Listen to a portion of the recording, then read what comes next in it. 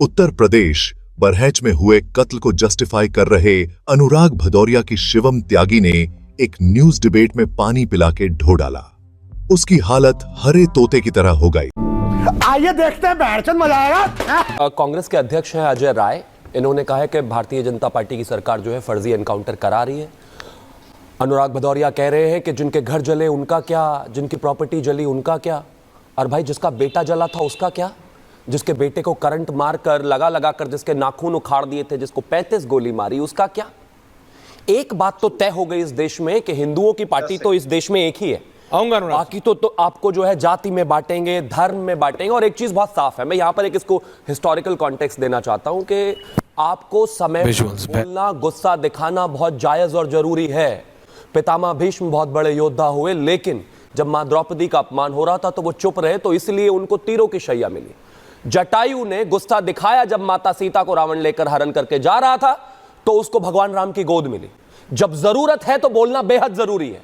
ये जो आज इतने लोग अजय राय तो मेरी जाति के भी हुए, लेकिन वही फिर वो कन्हैया भाई वाली बात है कि कंधों से ऊंची छाती नहीं होती और धर्म से ऊंची जाति नहीं होती। आज ये लोग तोड़ेंगे, आपको अलग करने की बात करेंगे, ये कहेंगे कि जिनके घर टूटे उनका क्या हुआ, लेकिन वही जब राम गोपाल को 35 गोलियां मारी तो कहां चले गए थे अखिलेश यादव। अखिलेश यादव नहीं बोले, राहुल गांधी नहीं बोले, प्रियंका गांधी नहीं बोली, ममता बनर्जी नहीं बोले, उद्धव ठाकरे नहीं बोले, शरद पवार नहीं बोले। कौन बोला? भाजपा बोली, और देश के एक भाजपा के नेता ने बोला, लेकिन इनको नहीं बोला। जब एक व्यक्ति की लिंचिंग हुई, उसको 35 गोली मार दी गई, तब एक बार भी अनुराग भदौरिया को नहीं लगा कि वो किसी का बच्चा है। अखिलेश यादव को कोई माइक ही दिखाई नहीं दिया। हर बात में बुला कर बाइक देने वालों को यह समझ में नहीं आया कि एक हिंदू बच्चे को ऐसे मार दिया गया, उसका क्या करे।